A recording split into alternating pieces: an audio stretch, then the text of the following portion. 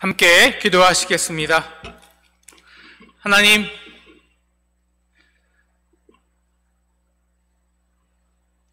내가 아버지 안에, 너희가 내 안에, 내가 너희 안에 있는 것을 너희가 알리라. 하나님, 지금 우리가 떨어져 있지만 하나님, 우리가 지금 아버지 안에, 그리고 이 예배 가운데 성령님으로, 이 예배 가운데 모든 성령이 동일하게 우리 상동의 모든 예배 처소에서 드리는 그 각각의 예배 안에 있는 줄을 믿습니다. 하나님, 우리가 떨어져 있지만 성령 안에, 그리고 하나님 안에 거한 자로 하나로 예배합니다. 성령님 임재해 주셔서 우리가 떨어져 드린 예배가 아니라 성령 안에서 하나 드리는 예배로 함께하여 주시옵소서. 예수님의 이름으로 기도합니다. 아멘. 우선 이렇게 우리가 비대면 영상 예배로 드리게 되어서 한편으로는 많이 아쉽고 걱정이 됩니다. 그러나 우리가 믿는 하나님은 협력하여 선을 이루시는 하나님이십니다. 이것 우리의 선으로 만들면 되고요. 우리 기독교 예배는, 공적 예배는 우리 대예배, 함께 모이는 예배뿐만 아니라 우리 기독교는 가정 예배로 시작했습니다. 우리가 점점 함께 모이는데 집중을 하지만 점점 가정 안에서 함께 예배하고 가르치는 데는 소홀한 경향이 있습니다. 그래서 우리는 이 시기에 방송 예배, 비대면 예배가 아니라요, 우리가 예배는 대면입니다. 하나님과 대면하고 하나님, 우리 성도로서 함께 대면하여 드리는 예배입니다. 우리가 가정에서 서로 함께 하나님께 대면하여 드리는 그런 예배가 드리시길 주님의 이름으로 축복합니다. 그래서요, 여러분 준비하시고 11시 예배에 함께 10분 전까지 오셔서요, 우리 가정 예배를 드릴 수 있고 또 가정에서 함께 영상 예배로 드릴 수 있습니다. 우리 둘 중에 하나 선택하셔서 거룩한 예배를 드리시고 또 함께 성령 안에서 교통하시는 저와 여러분 되면 좋겠습니다. 여기에 꽃과 포도가 있습니다. 여러분, 꽃과 이 포도를 택하라고 하시면 무엇을 택하겠습니까? 물론 포도와 이 꽃은요, 서로 다른 가치를 갖고 있습니다. 그래서 단순 비교해서 선택하는 것은 무리가 있죠. 그런데 질문이요, 여러분은 이 포도의 인생을 택하겠습니까? 꽃의 인생을 택하겠습니까? 라고 물어본다면 그 대답은 반드시 하나이어야 합니다. 우리는 반드시 포도의 인생을 택해야 합니다. 여러분, 우리가 예수를 믿어서 구원받았다면 그 명확한 증거는 열매를 맺는 삶을 살아야 한다는 것입니다. 8절, 너희가 열매를 많이 맺으면 내 아버지께서 영광을 받을 것이요 너희가 내 제자가 되리라. 우리가 어떻게 구원받은 사람인지, 우리가 아무리 거룩한 말을 하고 존경받는 행동을 해도 그것을 통해서 우리가 진짜 구원받은 백성인지는 아무도 장담할 수 없습니다. 좋은 나무마다 아름다운 열매를 맺고 못된 나무가 못된 열매를 맺나니 그 열매로 그 나무를 아느니라. 여러분, 포도나무는요, 열매를 내는 것이 목적이지 화려함이나 또한 사치스러움이나 또한 남들이 보는 존경이 그 열매가 아닙니다. 저와 여러분은 지금 어떤 열매를 맺고 계신가요? 남들이 부러워하는 아파트에 살면서, 혹은 남들이 부러워하는, 우러러보는 그런 자동차를 타면서, 남들이 동경하는 직장을 다니면서 여러분 스스로 나는 열매를 맺었다고 생각하십니까? 죄송하지만 그렇다면 저와 여러분은 예수님과 상관이 있는 사람이 아닙니다. 저와 여러분의 영혼이 구원받을 가능성은 매우 희박하다는 것이죠. 그럼 어떤 열매를 맺어야 할까요? 그리고 그 열매를 어떻게 맺어야 할까요? 여러분, 오늘 말씀, 예수님은 참 포도나무요, 우리가 그 가지라는 말씀은요, 요한복음의 정점에 있는 백미의 말씀입니다. 그리고 우리 13장부터 우리가 천천히 살펴본 예수님의 고별 메시지의 하이라이트입니다. 그래서 오늘 말씀은 적어도 요한복음 전체, 그리고 13장에부터 나오는 그 맥락에서 이해해야 제대로 이해할 수 있습니다. 우리 13장에서 예수님은 베드로에게 내가 너를 씻겨주지 않으면 너는 나와 상관이 없다고 말씀합니다. 스스로의 힘으로, 자기의 의로 예수를 따를 수 있다고 자신하는 베드로에게, 베드로야, 내가 너의 그 발을, 그 냄새나는 발을 부끄럽지만 나에게 내주고 그 십자가의 보혈의 피로 씻겨질 때야 비로소 너와 나는 상관이 있어. 그 관계 속에서 나를 따라오는 거지, 네가 혼자 따라가는 게 아니야.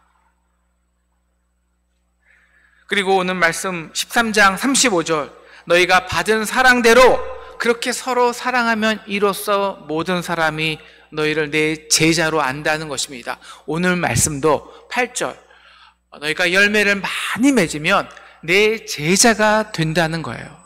그러니까 제자가 된다는 것은 우리 인간의 노력과 어떤 힘으로 따라가는 것이 아니라 우리가 주님 안에 있어서 그 사랑을 받고 흘릴 때 비로소 자연적으로 맺어지는 열매라는 것입니다. 요한복음 14장에서 우리는 세상에 줄 수 없는 평안은 예수님의 그 관계에서 온다는 것을 배웠습니다. 세상의 힘과 권력을 통해서 얻어진 평안은 우리를 고아로 만들어 버립니다. 진정한 평안은 완전한 관계에서 옵니다. 예수님이 십자가상에서도 제자들에게 평안을 선포했던 이유는 바로 성부, 성자, 성령이라는 그 완벽한 삼위일체의 관계 속에 계셨기 때문입니다. 그리고 그 사랑의 관계에 먼저 헌신하셨기 때문이죠. 그래서 14장 30절, 세상에 임금이 오겠지만 나는 그와 상관이 없다, 관계가 없다고 말씀하십니다. 로마의 권력은 이미 십자가의 사랑에 패배했습니다. 그래서 너희가 그 로마의 권력으로, 힘으로 평화를 얻기를 원하냐? 그런 세상의 힘과 부함으로 너희가 열매를 스스로 맺기 원해? 그 열매 나랑 관계 없다는 것입니다. 그날에는 내가 아버지 안에, 너희가 내 안에, 내가 너희 안에 있는 것을 너희가 알리라. 우리는 이미 십자가로 예수와 하나님과 뗄래야 뗄 수 없는 관계가 되었습니다. 이 말씀이 오늘 비로소 구체적으로 우리가 눈에 탁 보이는 방식으로 형상화된 겁니다. 이게 15장 1절과 5절. 나는 포도나무고 아버지는 농부라는 것입니다. 그리고 나는 5절, 나는 포도나무고 너희는 가지라는 것입니다. 이렇게 내가 아버지 안에, 너희가 내 안에, 내가 너희 안에 있는 완벽한 관계 속에 있는 것이죠. 그러면 그 열매는, 가지는 열매를 저절로 맺게 됩니다. 왜요? 가지에 붙어 있으니까. 나무에 붙어 있으니까. 그리고 그 나무의 농부는 아버지니까요. 하나님이 저와 여러분을 그토록 힘들게 훈련하시는 이유가 이거 하나입니다. 제가 한 2003년에 교회를 개척해서 지금까지 훈련받은 게 있다면 딱 이거 하나 알라고 훈련하신 것 같아요. 이성조 목사, 내가 혼자 할 수 있는 거 아무것도 없어. 나를 떠나서는 너희가 아무것도 할 수 없어. 그래서 농부이신 하나님이 우리를 위해 하시는 일이 있습니다. 바로 2절이죠. 바로 열매를 붙어있는 척만 하지 열매를 못 맺는 가지들 있잖아요. 그러니까 붙어있긴 한데 실질적으로 양분과 수분은 다른 데서 오는 겁니다. 그런 가지는 딱 제해버리고 모아다가 밖에 불살라버리고, 열매를 맺는 가지는 더 열매를 맺기 위해서 아버지가 깨끗게 하신다는 겁니다. 여러분, 농부가 깨끗게 하는 게 뭘까요? 바로 가지를 친다는 거죠. 저희 아버지가요, 그 소사에 있는 과수원집 아들이셨어요. 저희 할아버지가 이제 과수원을 하셨는데요. 저희 아버지가 그래서 젊었을 때 이 포도 농사를 좀 하셨다고 합니다. 그래서 포도 농사를 할 때는요, 우리 포도 이 가지치기를 하는데 보통 두세 가지를 빼고는 다 쳐줘야 된대요.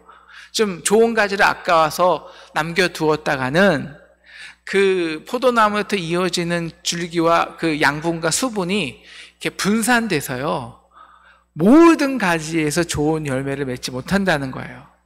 그래서 가지를 쳐줘야, 그리고 선택과 집중을 해야 좋은 열매, 값어치 나가는 열매를, 포도송이를 거둘 수 있다고 합니다.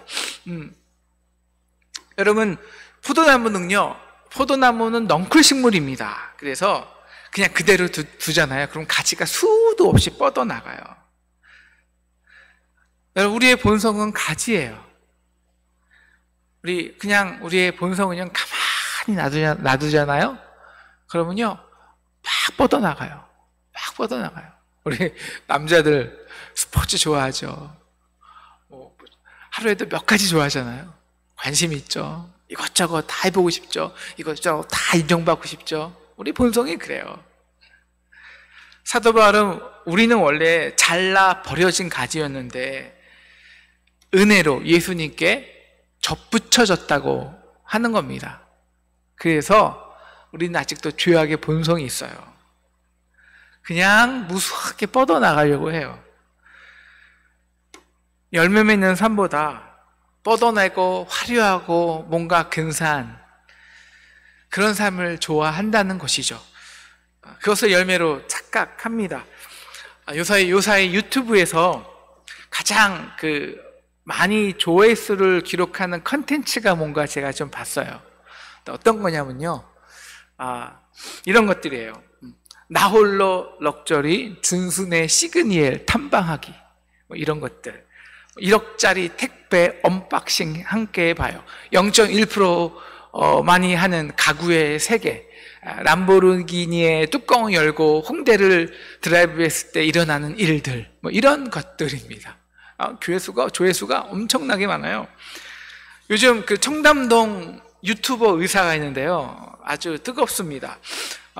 열심히 공부해서 의사가 되었고요, 의사로 만족하지 않고 여러 가지 사업체를 운영합니다. 그래서 이런 의사가 있다. 그래서 서울대는 나오지 않았지만 많은 서울대생들이 동경을 하고 의대생들에게 성공의 스토리를 강의합니다. 의사지만 몇 가지 사업체를 운영하는 이 사업체 경영 CEO고요. 그다음에 방송인이고 유튜버고, 그리고 오마카세, 최고급 오마카세 고깃집을 운영하는 마칼럼니스트이기도 합니다. 그렇게 치열한 삶을 산 후에요, 한 30억 정도로 슈퍼카 페라리 몇 개 굴리고 40억짜리 요트를 한강에서 타면 정말 힐링이 된다고 합니다. 그렇게 그는 유튜브계의 스타로 떠올랐습니다. 많은 청년들과 젊은 의사들이요, 그의 삶을 보며 동경합니다. 그리고 도전을 받아요. 그런데 얼마 전 그의 진짜 열매가 뭐냐?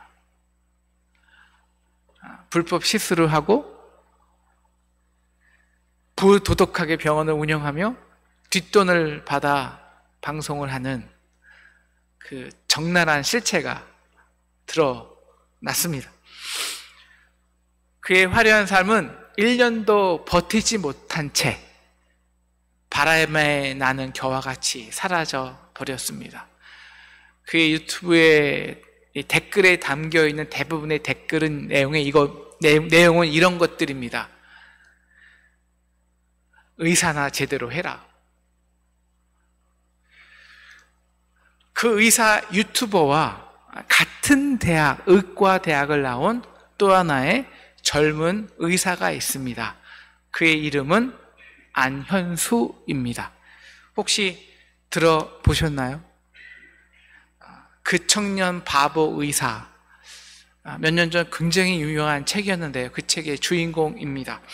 안현수는 그 유튜버 의사와 비슷한 나이 33세에 유행성 출혈로 갑자기 하늘나라에 갔습니다. 많은 사람들이요, 젊은 나이에 펴보지도 못하고 하늘나라 간 그 젊은 의사의 죽음을 애도하고자 장례식에 참여하였습니다. 그리고 그 장례식에서 바로 그 안현수의 삶은 안타까운 삶이 아닌 거목이었음을 깨닫게 됩니다. 영락교회 교회장으로 치렀는데요. 그의 장례식에는 문상객 4,000명이 왔다고 합니다.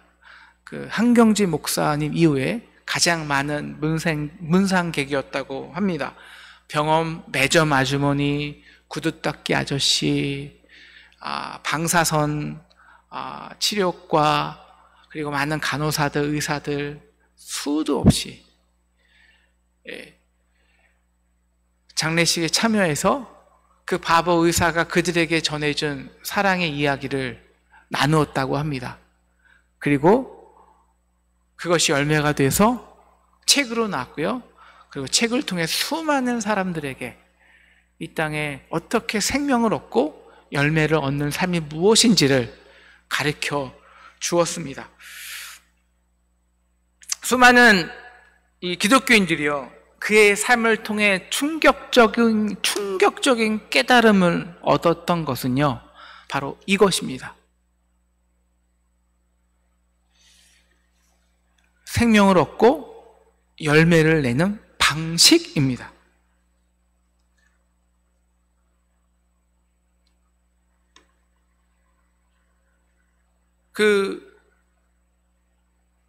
안현수는 인턴 레지던트를 일하면서 환자 이야기를 들어주느라 밥을 먹고 막 샜다는 거예요. 그 푸념을 들어주느라. 그리고 병원에 입원했던 어린 아이와 약속을 지키기 위해서 선물까지 들고 부산에 가는 바보 의사였습니다. 간호사가 약병을 깨자 자기의 책임으로 돌리고 엑스트라로 일해야 했던, 그리고 파업을 했지만 혼자 왕따가 되면서 나는 환자의 침상을 지킨다고 그렇게 수일간 병원을 홀로 갔던 바보 의사였습니다. 환자들이나 동료들, 교회 제자들이나 처음 만나는 사람들에게까지 그는 이런저런 이유로 선물 주기를 좋아했습니다. 그래서 그가 1년에 준 책 선물만 해도 300권이 넘었다고 해요. 그런데 그냥 책을 준 것이 아니라요, 그 사람의 각 상황 속에 예수님을 소개하고 싶고 예수님의 마음을 전하고 싶었어요.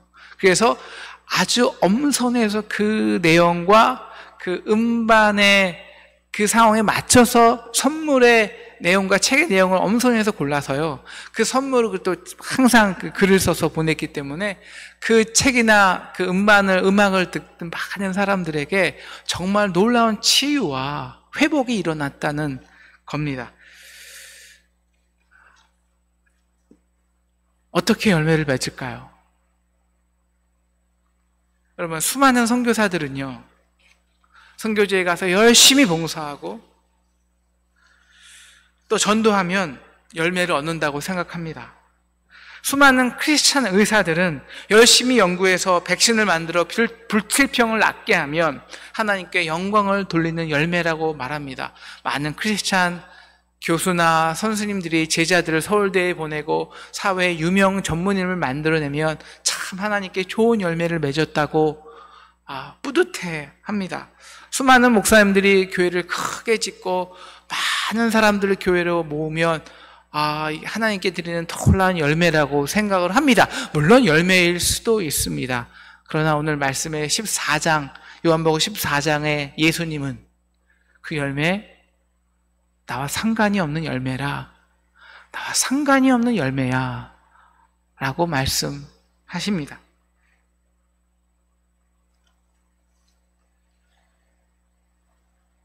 그 열매는 진짜 열매가 아닌 그저 잎사귀만 무성한 열매입니다. 우리가 예수 안에서 내가 맺는 열매가 아니라 예수 안에서 저절로 맺어지는 열매가 아니면 우리가 세상의 방식, 힘, 권력, 능력, 차별적인 우위력을 가지고 세상에서 가시적인 열매를 내는 그 열매는 예수와 관련이 없다는 것입니다. 왜? 결국 내가, 내 능력이, 내 힘이 내는 열매니까요. 그래서 그것은 가지처럼 모아다가 밖에 버리워진다는 것입니다. 꼭 화려한 삶의 열매만 가리키는 것이 아닙니다. 나의 종교적인 열심, 남들이 존경하는 도덕적인 아주 고결한 삶, 겉보기에는 그럴듯하나 그렇게 우리의 힘으로 세상에 내는 가시적인 열매를 맺는 가지는 하나님께서, 농부께서 모아다가 세상에 버려져 불에 태운다는 것입니다. 그것은 생명을 살리는 열매가 아니기 때문입니다. 그것은 하나님 나라를 세우는 것이 아닌 주님의 공동체를 무너뜨리는 열매이기 때문입니다. 그래서 밖에 버려질 수밖에 없습니다. 사랑하는 상동 성도 여러분, 그 의사 유튜버와 혹은 우리와 의사 안현수가 열매를 맺는 방식에 본질적 차이점이 뭘까요? 오늘 이 한 단어가 가장 중요한 요점입니다. 의도성입니다. 의도성. 왜 그는 바보 의사일까요?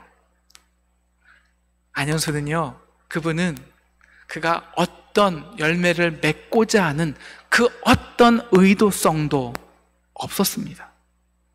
그는 그저 예수님 안에 있었을 뿐이에요. 사람들은 그를 그래서 바보라고 합니다. 그의 고백 중에 한 대목입니다. 순간 화가 났다. 그로 인해 내가 억울하게 질책을 당할 상황에 처했다는 것이 이유였다.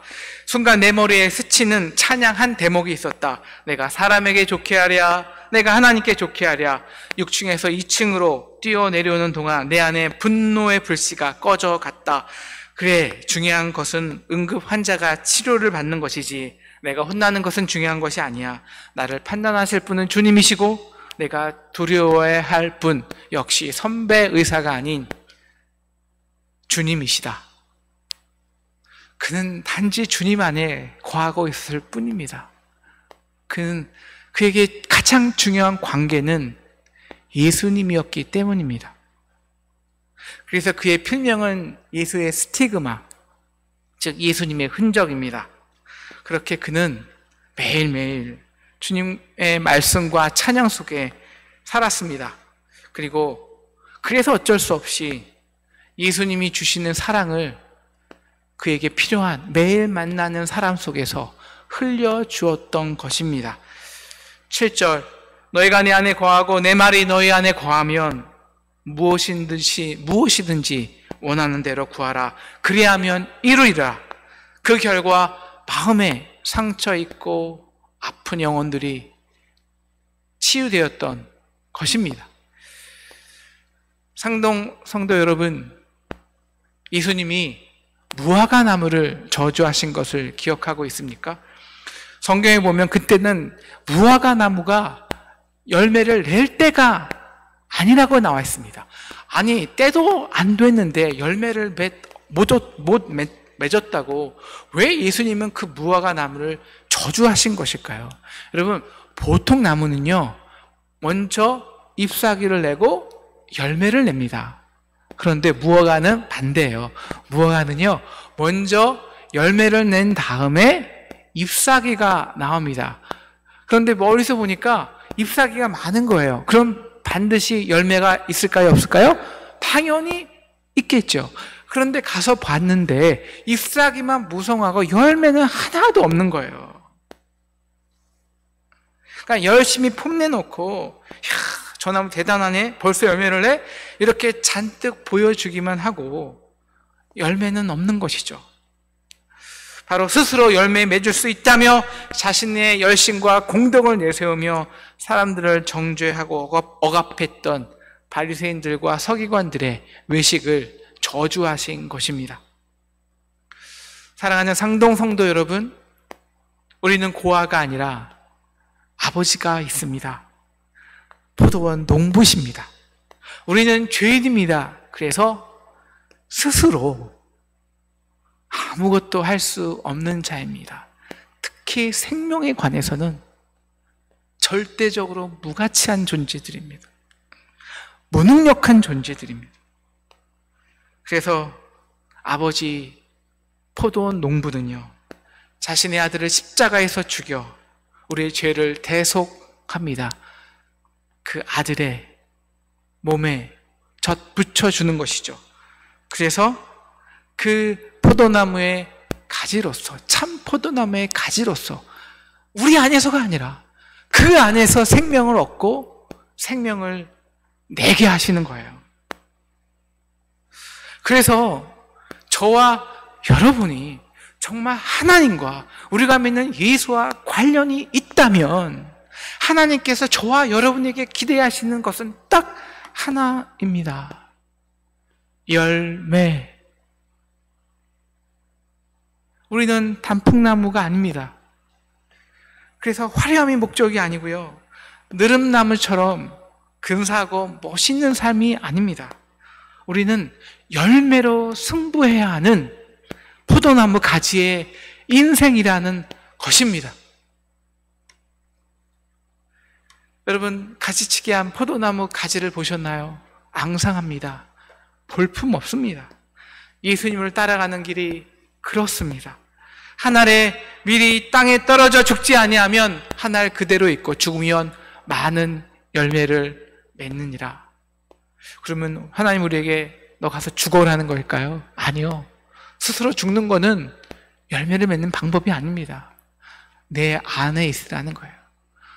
우리가 예수 안에 있으면 우리는 절대 스스로 죽을 수 없는 그것에 대해서 죽어지는 겁니다. 요한복음 6장 58절, 내 살을 먹고 내 피를 마시는 자는 내 안에 거하고 나도 그 안에 거하리니.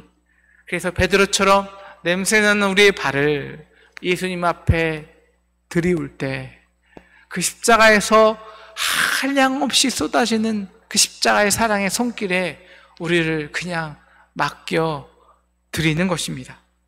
그렇게 주님의 살을 먹고 마시는 자가 되는 것입니다. 그래서 정말 주님의 사랑이 없으면 정말 한순간도 살아있을 수 없는 자가 되는 것입니다. 여러분, 신앙생활은 정말 복잡하고도 어렵지 않습니다.